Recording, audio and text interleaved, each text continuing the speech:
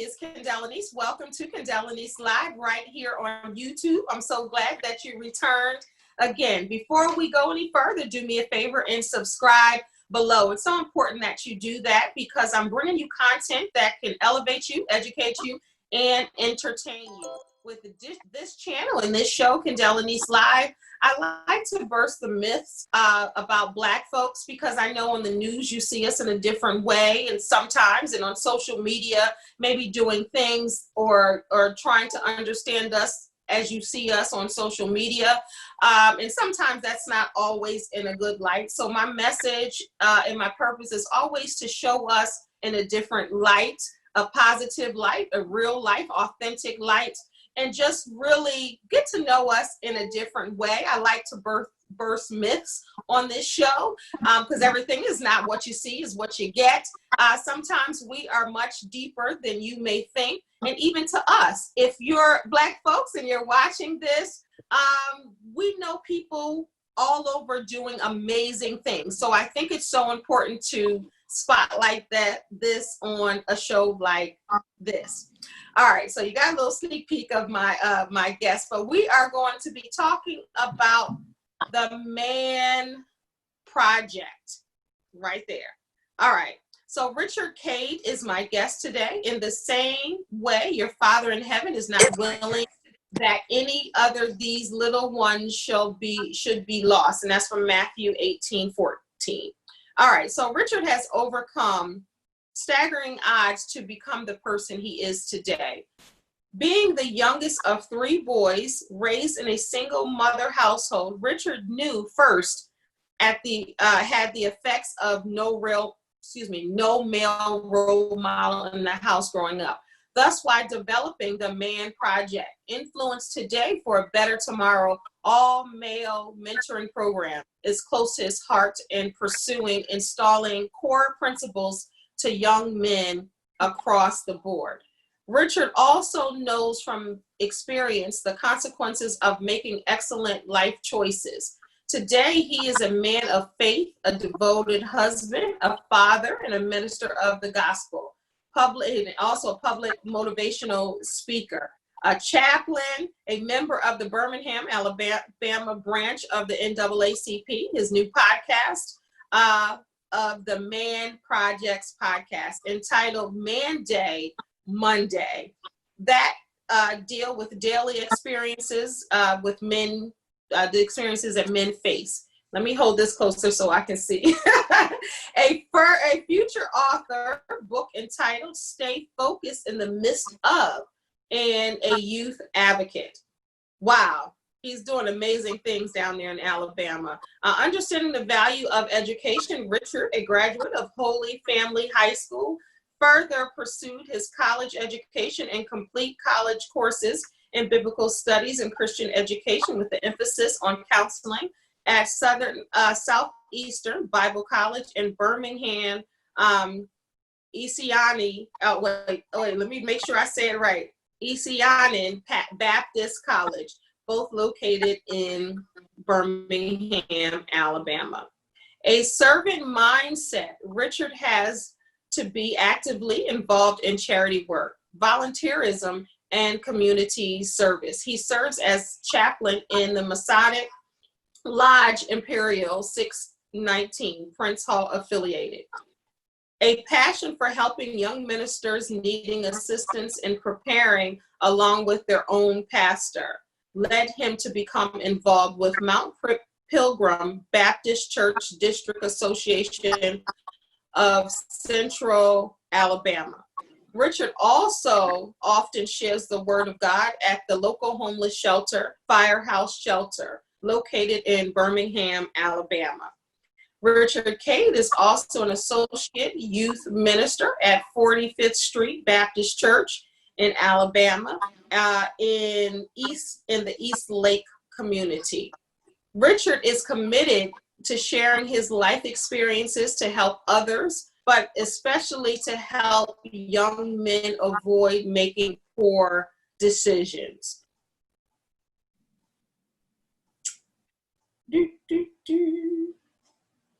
To achieve that, he created the Man Project, Influence Today for a Better Tomorrow.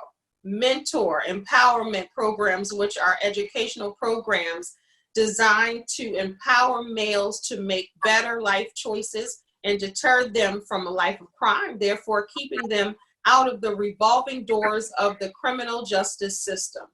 Under this program, Richard has generally presented the title Take Back Sessions, his presentations. This is a talk based on his compelling personal testimony of a fatherless child. Richard Cade is happily married to Melanie, his wife of 15 years. They are proud parents of eight beautiful children. Melanie and Richard reside in Birmingham, Alabama. For more information about him, we'll give all his details after the show. All right, Richard, welcome to Kendéll Lenice Live. You had me over here stumbling. This is an amazing bio, and I didn't want to leave anything else. Sometimes I will shorten bios for the show, but I think your bio is extremely important because the way that your body of work and the way that you grew up and what you didn't have, it kind of propelled you into this current and this future path that you're on. So I thought it was very important to read that entire bio. But before we even go on, before I get started with the show, I got to introduce my guest, Mr. Richard Cade. Thank you so much. Welcome. Well, thank you. I'm humbled. I'm honored to even been asked to be on your show. I think it's actually my first YouTube channel show that I've been on. So I'm a little nervous, so forgive me for stumbling as well. But I'm just thankful man, for the opportunity just, to have me on. Oh, you're so welcome. I'm so glad this is the first YouTube show you're on. So that means you'll never forget. Never, ever. But yes, I definitely wanted you on this show. On Facebook, you befriended me. And before I accept any friend requests, I want to see what the people are about. If I didn't go to school with you, if I didn't work with you, and I don't know you in that capacity, I need to know what you're about before I friend you on Facebook, because I'm very specific and strategic on what kind of things that I might see on my feed. You get what I'm saying? I'm the same way, because actually I ask people that. I have like hundreds of the same thing when people, I said, well, do I know you? Right. Because first of all, I have, pictures of things of my kids on there. So I definitely don't want to just let anybody see, what's going on my page. So that's right.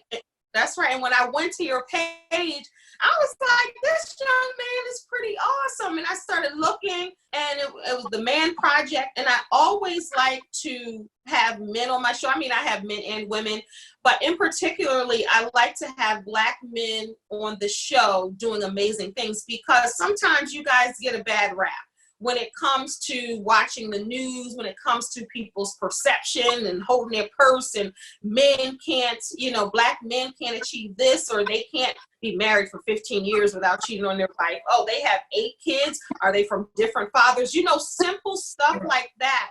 People look at Black folks, especially Black men, and say, oh, okay, well, they can't be what they appear to be.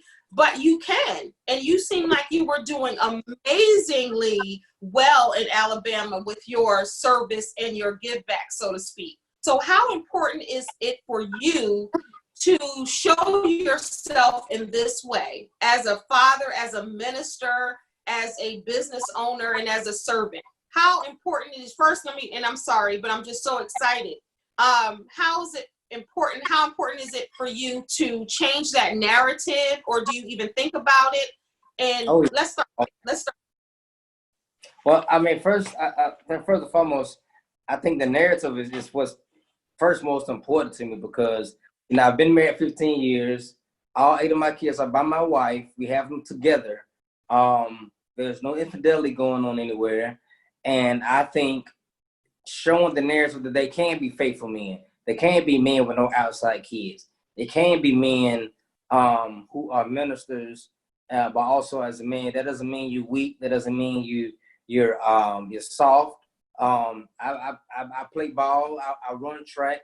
Do all these things. I play pool. So you can have fun as well as, you know, be a man of God and be a man for your family. I'm changing my particular thing about changing narrative is to show men, and I show men of God, because I think I know a lot of preachers who are getting this bubble that, oh, I have to do this in the church. Well, 75% of my work, other than my youth ministry work at my church, is out in the streets and, you know, through my mentoring with other organizations as well. So the narrative, I like to change the narrative that, you know, the pulpit is not, for men of God, the pulpit is not your only way to spread not just the gospel but the good news, but to be an example to everybody. Yeah, I agree, because my husband is a minister and he always says he's a street disciple. He likes being outside, outside of the four walls, ministering to people, talking to people, helping people, and being a regular guy. And I think that's so important, because so many people think that if you're a minister, if you're a believer, you have to be this way. And this is one of the stereotypes too that I'm bursting here right now, because somebody might say, and this is the truth, somebody might say, well, he just looks like a regular guy, because they expect you to be at home or on a show looking like you're about to preach. And even though that's another stereotype, you could preach just with what you have on. So talk about that and that appearance and what people think that you should look like. It was crazy. It was last year, I believe. Well, first of all, my mentor program, I'm gonna set it up to let you know. Every summer, our mentor program get between 175 and 225 boys, take them to camping for the entire weekend. We call it Boys to Men camping trip. And so, and we've been doing it every year for the last 7 years. And so, particularly this year, a friend of mine who's a pastor here at the historical Black church here in Birmingham, he said, I was asked to preach their youth day service that Sunday, but he asked me like 4 or 5 months ahead of time. I agreed to it. You know, that's fine. So then when the camping trip came, we had spent the night, that Friday night, that Saturday night camping. So then that Sunday morning was the Sunday for that youth day. So I texted him. I said, hey, man, I'm out here camping.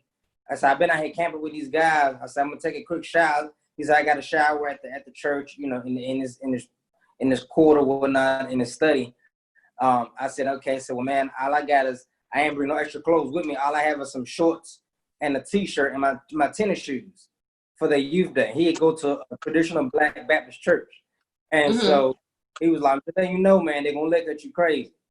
And I was like, I said, that's fine. You know, he said, I'm just letting you know. So after he said, no matter how hard, how good you preach, somebody going to look at you crazy. So I said, okay. So anyway, after the service, of course, during my sermon, I'll address this. During my sermon, you know, I asked people and I wanted hands. I said, you know, who's uncomfortable with what I have on? Before I even started the sermon, when I gave my scripture and gave my scripture, my subject, my text, or whatnot. And so, because I knew the backlash was going to be to it. Because and that's so sad to me. That's so sad, but I believe you. Yeah, and so a couple of I said, well, I want to try to know what ministry I've been doing this weekend. I said I've taken 200 plus inner city youth boys camping all weekend, where 95% of them don't have a father in their home. You know, so I had to address to let them know what I've been doing behind the scenes before they say, oh, he just coming here dressed in a kind of way, or he just want to, you know, kind of way. And it's sad, you know, that we have to, you know, get that, you know, we have to basically, you know, set up our mindset about, you know, the church and that kind of thing. You know what I mean? Some things are but as far as, you know, I had a polo shirt and some cargo pants, some cargo shorts and some tennis shoes.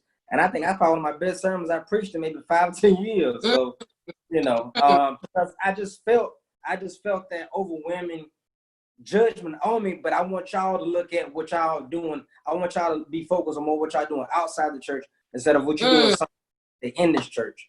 And that was my point in my sermon, was that, you know, look at what you're doing when this church door closed. And even now, that's right.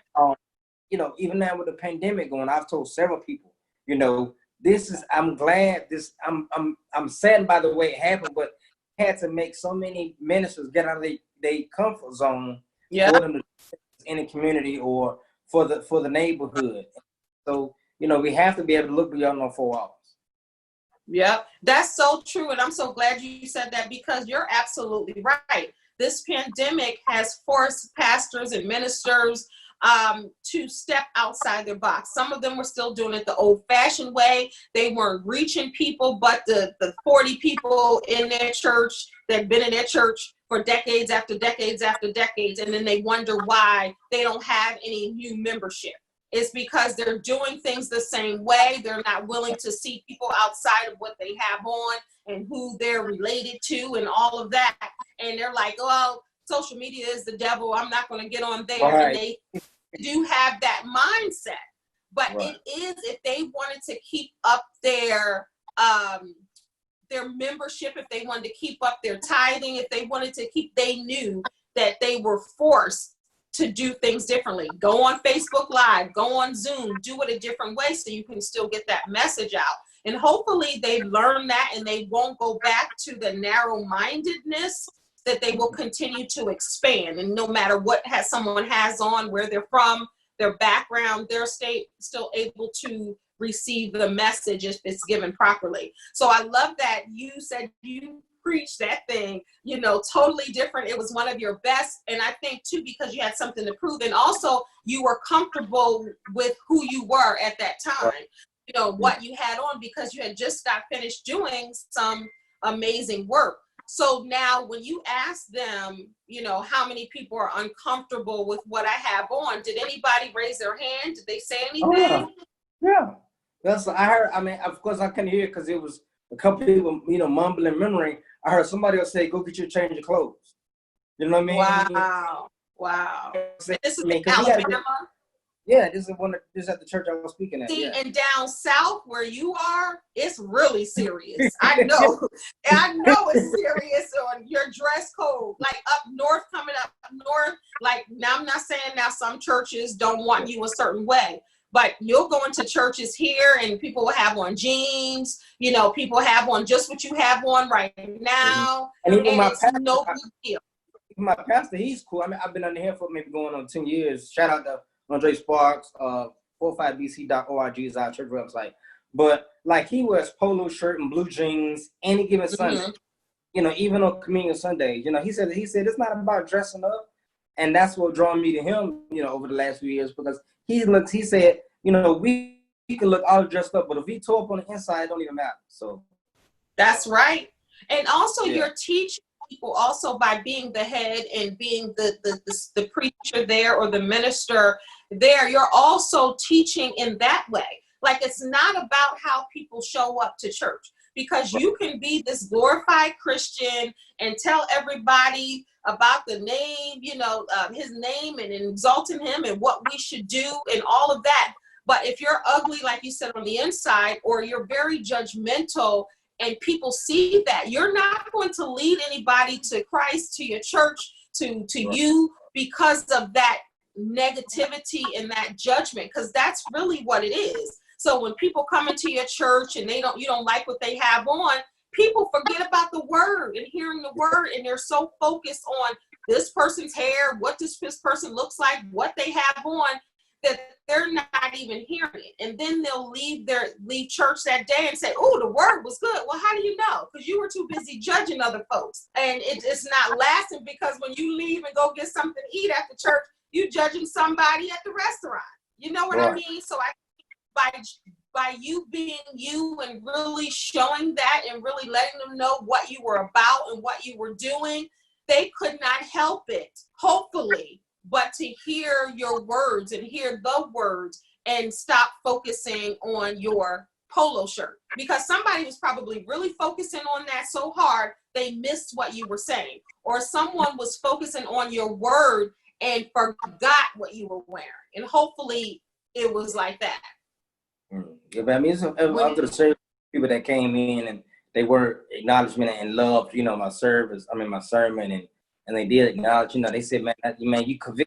A lot of people like, man, you convicted me, because I was upset at the beginning of the sermon. You know what I'm saying? A lot of teenagers came up to me just crunk and happy. You know what I'm saying? You know, They was like, man, Mr. Cade, and it just humbled me, man, just to, give the opportunity, like I said, not just the church, but just the community overall. It's just a humbling experience overall. Yeah, and that's what's important, that they saw it differently, and hopefully, they were able to look at themselves differently and make a change, because really, that's really what it's about. And I'm a life coach, and that's what I'm really about also, is just really, showing people a different way, and hopefully they can implement that in their lives and truly make a change. So in your bio, and I just found your story fascinating. Unfortunately, others have similar stories, but just being the youngest of 3 boys, a single mother household, let's talk about that for a moment. What was that like? And were you raised in Alabama? Tell me about your childhood a little bit. Born and raised here in Birmingham, Alabama. I've seen several stories. I was actually looking at the Stephen Marbury documentary. Me too! My husband and I just watched that like 2 nights ago. Yeah, we watched it Sunday. Yeah. And I think you saw when his brothers, how they were saying that they didn't realize they grew up poor. They didn't realize that they were, in the inner city. You know what I mean? So when I, growing up, in a Black neighborhood, it was a couple Black kids that lived around here.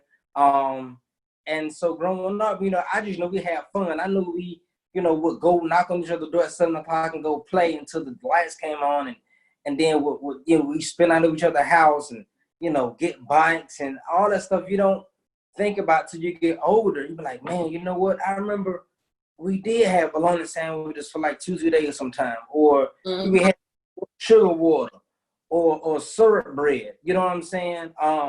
So, growing up, it was, looking from then to now, I think it was humbling because, as much as she tried, my mom was a example of don't let any circumstances get to you, regardless of who. She was always, she said, don't worry about those who left you, worry about those who still here. And that's something that's what I key on to now. Even with my, I'm sure with your platform, a lot of people who say, girl, if you need me, call me. But then when you do need, girl, like, give me a minute, I'll get back to you. Right. You know what I mean? Right. Yeah. So it was a humble experience just growing up. I didn't realize until maybe after I ended up getting my own place, exactly, how things shaped me then to now. And not judging people based on what they have or what they don't have. I remember getting just a grocery shop. I used to get on the bus from my grandmother when I was 10, 11 years old. I didn't think nothing else about it. You know what I mean? She had a car, but sometimes I remember when she got older, she was saying that she would ride the bus so she wouldn't have to waste gas. You know what I mean? Yeah. Or she wanted to exercise a little bit more. So those things, my childhood was fun. It was my 2 older brothers, of course, I got blamed for everything, but hey, that's the baby, right? The baby gets blamed. But I'm the oldest. You got to carry the responsibility. So I would rather get blamed. But then when you're the oldest, sometimes you get blamed and you got to carry the responsibility. You got to carry the weight for what they messed up on.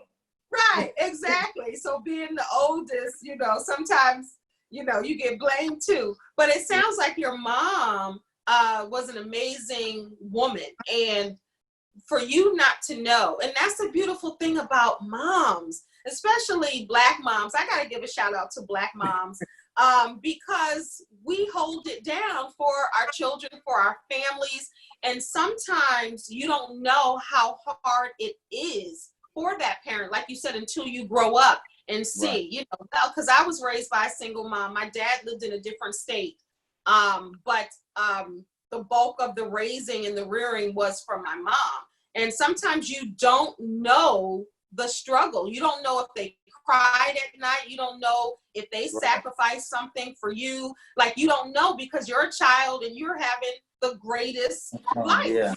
So sometimes moms, man, I just take my hat off to moms and to single moms. Single moms, I'm talking to you all over. Continue to hold it down for your children. I know it's rough. Sometimes it's just not as easy as you would like it to be. but you are instilling things in your children that will last a lifetime. And like Richard, they'll be going on a show one day or telling their friends what an amazing mom and upbringing they had.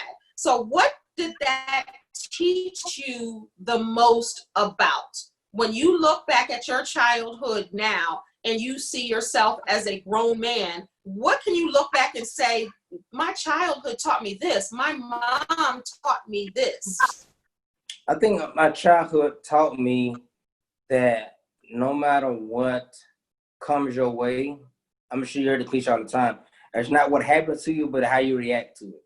You know what I mean? So, I mean, I had my fights of, we used to, I used to bully some guys, and then I get bullying in return, and then I got jumped, going for those teenage boy things. And, going back talking to her about it, she was like, okay, well, what could have been prevented? What could have done differently? What did you do to entice it? Those things, all that, it builds me to understand, that everything that happened, it could either get better or worse. That's how I responded to it. Things, evolved. I could have made it 10 times worse. I could have made it better. So some things are inevitable to you, but it's just how you, respond to those things. Like, that's one thing that she did teach me about being patient. Being calm. Not, don't work all the time, but for the most part. Yeah, but no, that's great that you even know that you learned that from childhood. But it is so true. All things, if you're in this life, everything is going to happen to you at some point. Something is going to happen to you that you're not going to be able to adjust to, or you're not used to, or you think it's fair, or you think it's wrong. But it's about how you react. That's where the lesson is. How are you going to respond to whatever's happening to you? So I'm glad that you were able to take that away as an adult. And then for you having 8 children, which we'll talk about momentarily, but for you to teach them, not even with words, but through your action, because I always like to say more is caught than taught. So sometimes when you're teaching your children, you don't even know what they're seeing and what you're teaching them. So you can say, don't do this. Think about how you react to things. Don't just, pop off, respond this way. You can say that. And then if they saw you as their dad responding or popping off or reacting in this type of way, they're going to forget all about what you said. And they're going to say, well, when this happened to my dad, he did this. So I'm going to go yell at the grocery store clerk because I didn't like this and my dad didn't like, you know what I'm saying? And opposed to, pausing for a moment and reacting in a way that shines the light on you in a positive manner. Because sometimes when things happen, the person that reacts looks like the worst person, if you will. And they just see the reaction and they don't see what happened before that. You get what I'm saying? Oh yeah, all the time. Yeah. So when you were little, did you see yourself like starting a man project, or did you see yourself like, what did you dream when you were young? What were your goals that you set for you, or did you even set any goals? It was crazy talking to, how you connect with back with people on Facebook and stuff. Mm-hmm. And I've over the years, even some I've connected with in the last 3 or 4 months. I think one of my biggest things that I look back on now, what did I see myself doing? I honestly wanted to be a guidance counselor, during my later years in high school. And I went for psychology at Southeastern, but then I ended up changing my major. But I think, I had, I think what shape and form, growing up, I was an advocate person.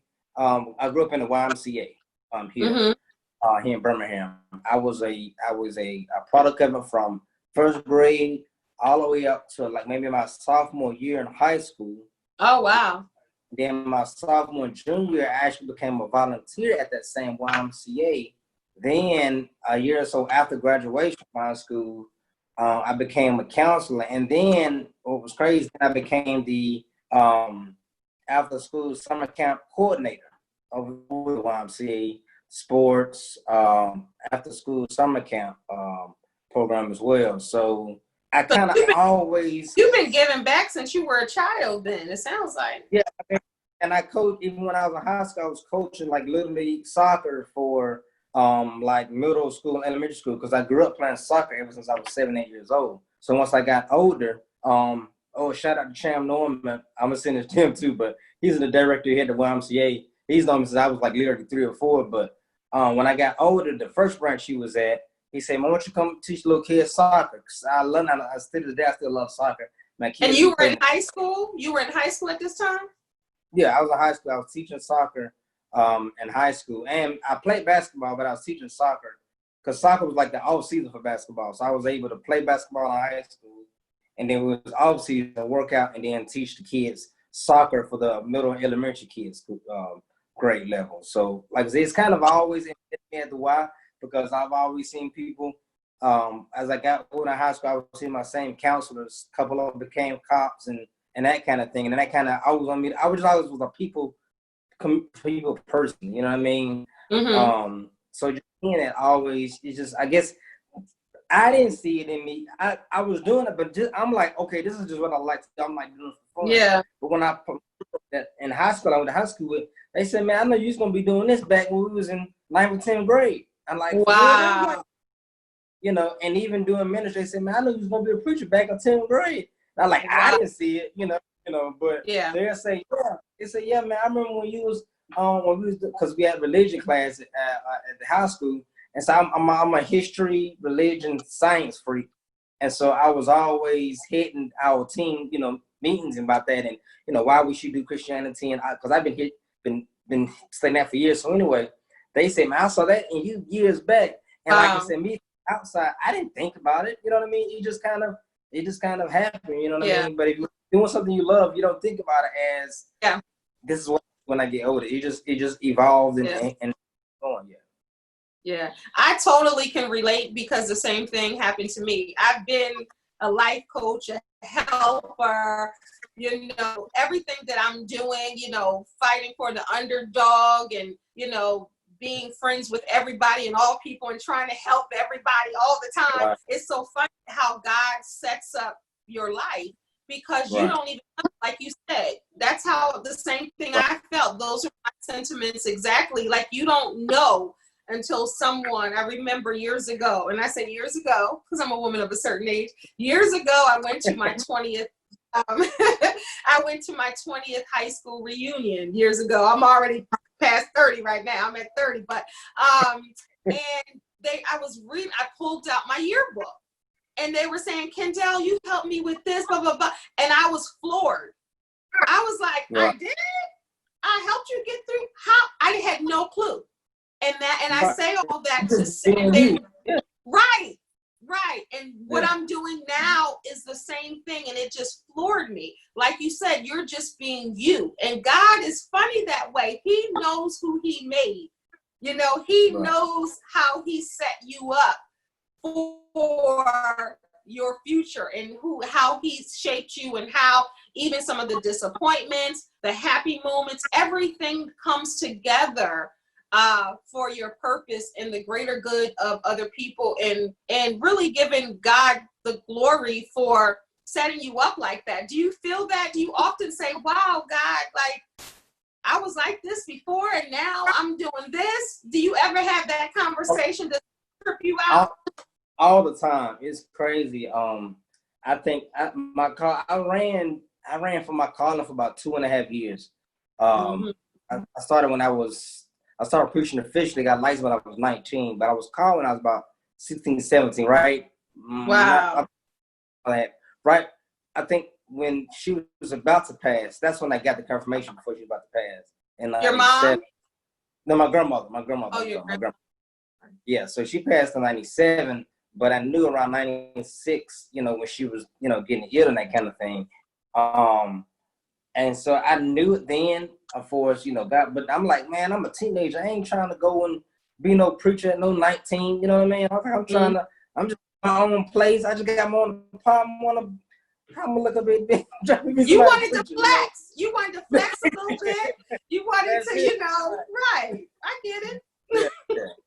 Yeah. So, I mean, looking back on it, I can see how the fun thing about it, I can see how he prepared me, you know, for the way, you know, like I said, even with the good and the bad, but I just see how he prepared me, you know, just for this journey, and how just, I mean, blessed he's been able to, you know, just help me, you know, keep a level head, you know, most of the time about stuff that's going on. So I never like God, man. I just thank you. I be like, thank you. You know, I always say I'm not, you know, where I want to be. I'm thinking I'm not where I used to be, man. I think all Yeah. glory to that. So, Yeah.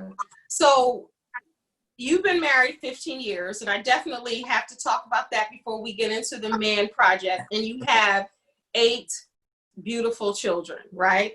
Beautiful wife. Is this how you pictured your life? Did you want to get married?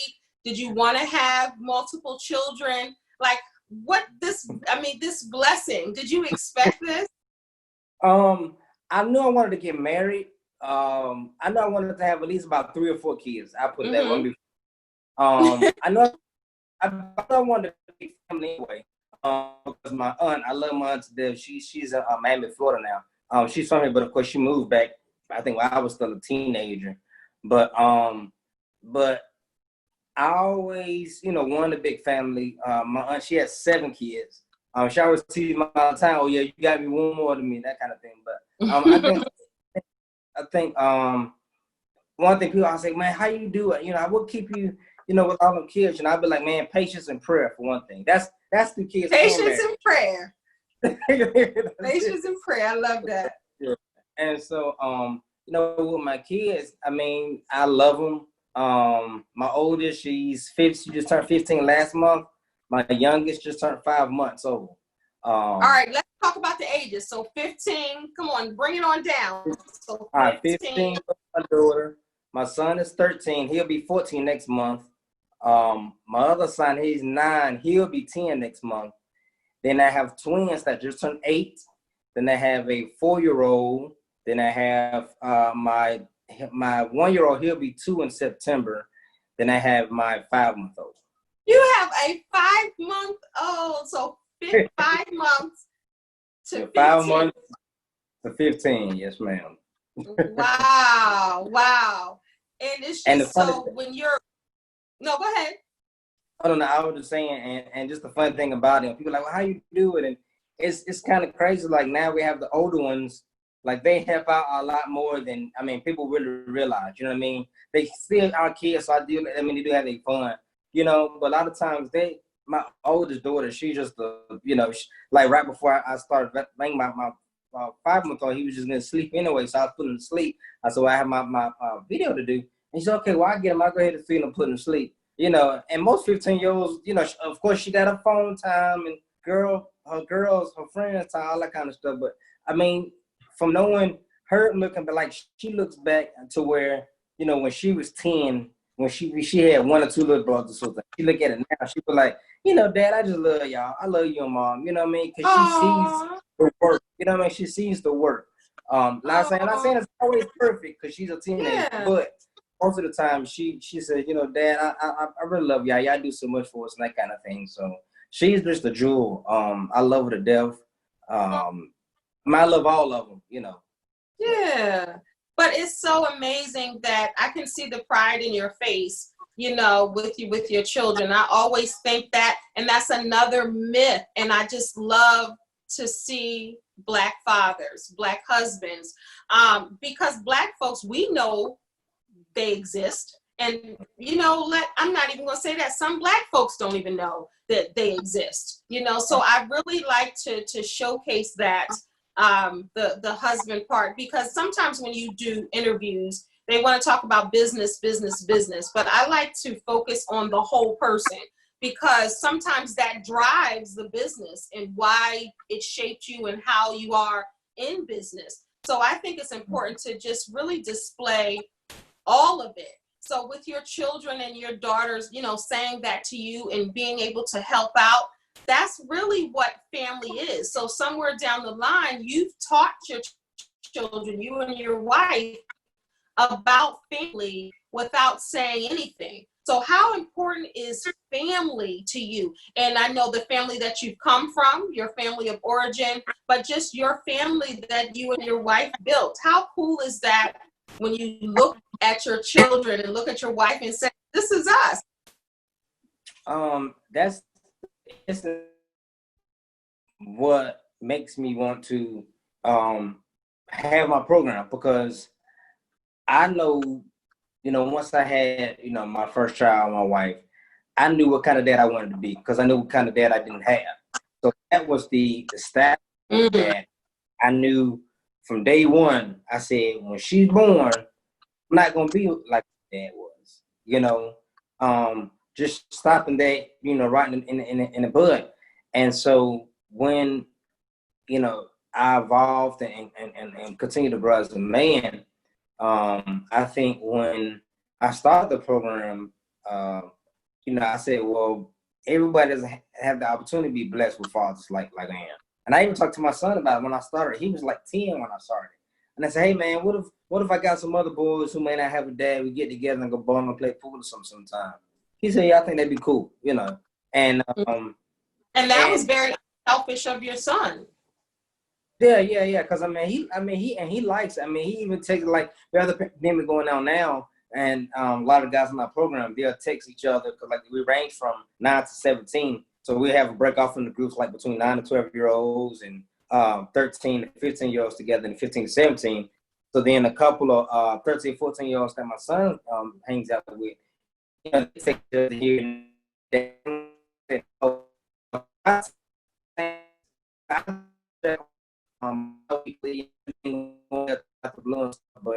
also to talk, just have that boy talking, and then I think it showed my son for me, because he was like, Dad, there are a lot of boys who didn't even know how to tie until you met him. Like, my son came and told me that another boy told him that. He's like, man, your dad cool. Your dad came and got us and took us to back when Ice Cube had the 3-on-3 basketball thing. 20 boys we took. I put them in my van, and we all took them down to the basketball thing. And then a couple of them, a lot of times we go somewhere they don't have money. I'm like, I got it, don't worry about it. And so then my dad, I think that showed my two sons more appreciation for me. That was like, my dad is kind of cool dude to, help us stuff out. And it's not saying putting the pressure on anybody, but I want them to know there is a male, that don't just care for you to have fun, but wants to teach you. You know what I mean? How to tie a tie, how to button up a shirt.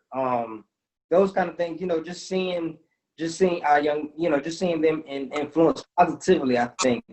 And then they just love it anyway. So it's cool. And I think that's so very important, that you used not having a father to fuel this, and then being an amazing father to fuel this. So both of that contrast shaped you to have the Man Project, which I'll talk about. And I just want to reiterate to the audience, this is live. So we apologize for any, difficulties, because I don't know if you could tell. I can tell on my end that we're dealing with Wi-Fi, folks. So it is live. So I apologize in advance if the clarity of the picture is not there, but the message and the clarity of the message is there, because that's really what's important. All right, so I want to talk about the Man Project, because the Man Project say influence today for a better tomorrow. So you just talked about that with asking one, hey, how would you feel about this? We're taking them bowling, this is the age. So let's talk about that further, the Man Project. What made you start it? I know not having a father, but what made you say, okay, this is going to be a legitimate business. This is going to be a thing. This is not going to be something that's just for a weekend. I am going to create the Man Project. What was that thought process like? Well, about 5.5 years ago, and sadly, it happened because at that time there were a lot of crimes going on here in Central Alabama, where the ages were maybe 17 and 22. It was just one instance where 4 teenagers, all between 17 and 20, killed this guy. He got up early that morning, I think, to go drive around 5. Ended up, he was killed. They tried to rob him. And all the suspects were no older than 18. So it was a group of 4 of them between 15 and 18 years old. That happened. Me and my co-founder, Marcus Laster, we got together. I said, man, this is unnecessary. We got to address somehow. So it started off as a vlog. We would just make videos and post about, how to help our young boys and what can we do to help our young boys. And so somebody reached out to us on Facebook and said, man, I like what you're talking about. Can you come to my school and talk about it? I said, yeah, cool. I said, yeah. And so I went and we talked. We had one of the first Black attorneys in Birmingham came. I think one of the first Black judges in Birmingham came because people was really liking, what we were doing. Like they've seen, there's mental programs all around. I give props to everybody who's doing something. But we were trying to just give them substance to, to prevention of it. Once you're in a situation, how can you better yourself? The school that we were at for alternative kids who got kicked out of city and county schools. So this is kind of like the last stop for it really maybe not work for them. So that's the school that we had began at Gunn Christian Academy. That's where we first started at. So Mrs. Gunn, the daughter, she's called the counselor for the school, reached out, and she went. So we talked, can you come back next week? So we started doing once a week. And so then a couple other schools picked up on us, and a couple of principals hit me on Facebook and said, hey, I'm having this issue with this grade. Can you come to 10th graders or 11th graders? And it kind of just blossomed from there. So now we're at 7 schools. We're at 7 high schools, 3 middle schools, and 2 elementary schools. Wow. And so, it's blossomed. We do counseling. We have a professional. I have a professional guidance and therapist as well, so that people, who come, they may want to do a small back. We call it take back sessions, where we call it take back our self. Take back, like when you strip of something, when you become in the justice system, or when you become, the adolescent pressure. When you're going through things, they take something from you to get something. They take your pride, to sag your pain, taking away your self-esteem for you to do drugs. They take all this promiscuity, alcohol. They're taking away all that from you. So when I call it take back sessions, we're trying to take back what the streets took from you. That's what the essence stands for.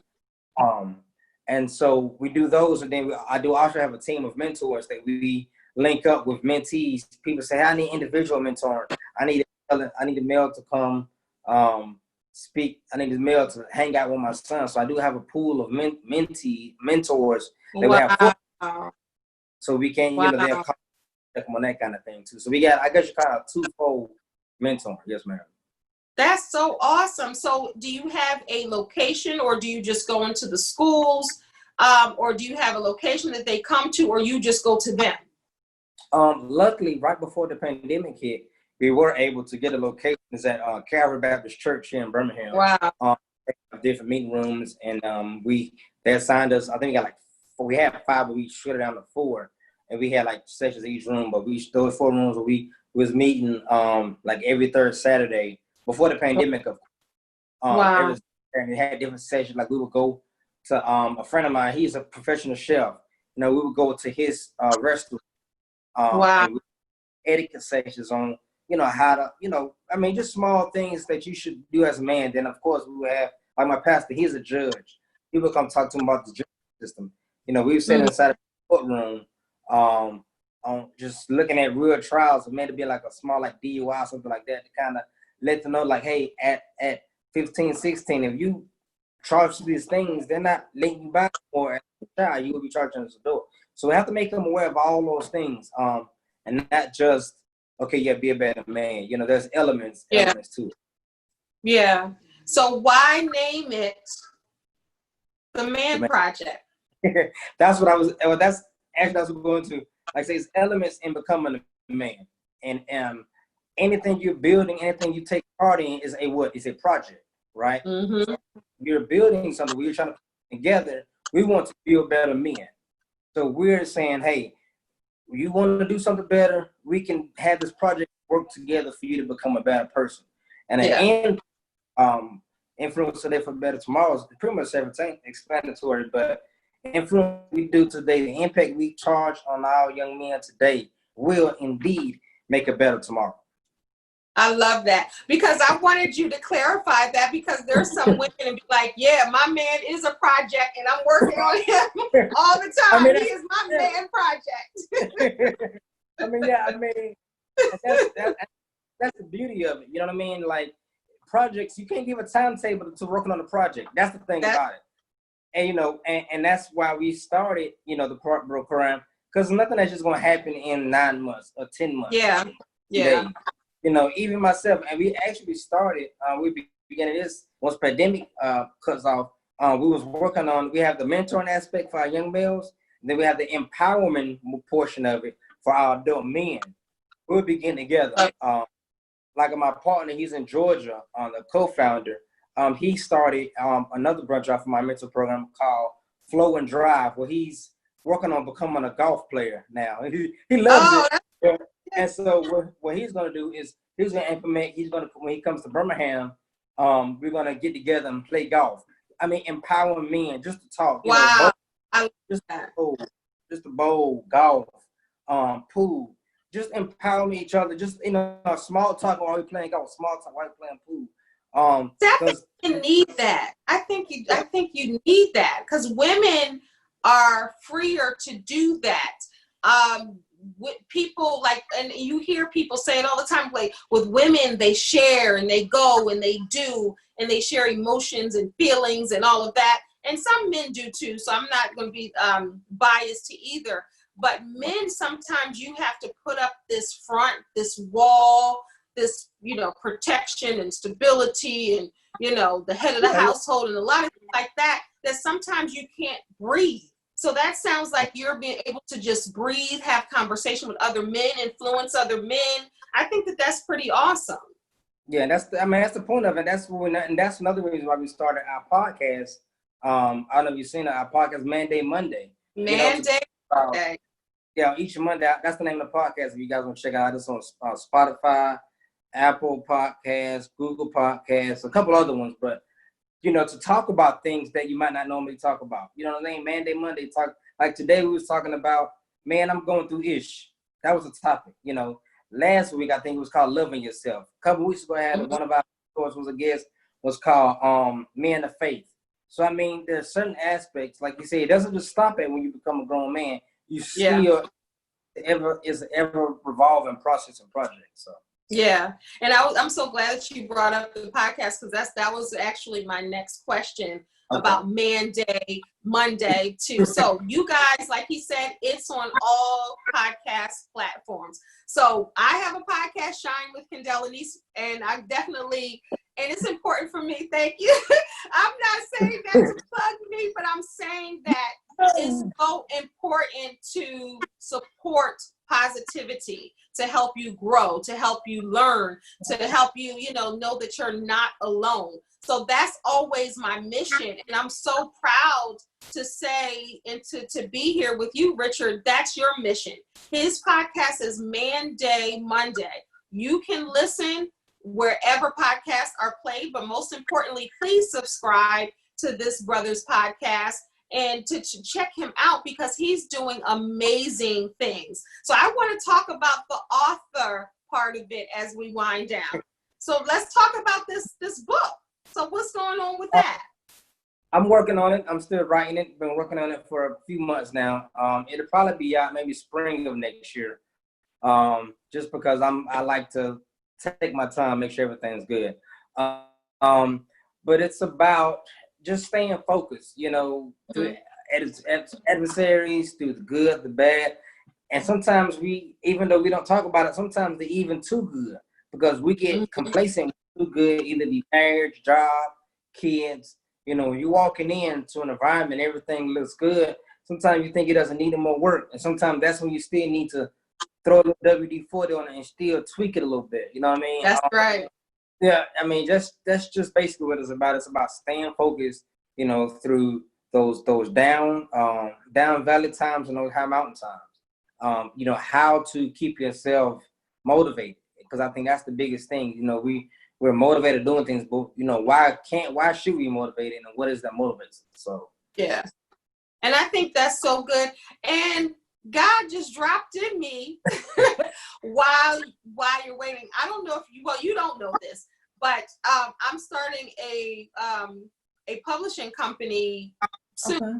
So hopefully we can talk about that. And the reason why I'm saying I'll that, be your first author. I was your first. You was my first YouTuber, and I could be your first author.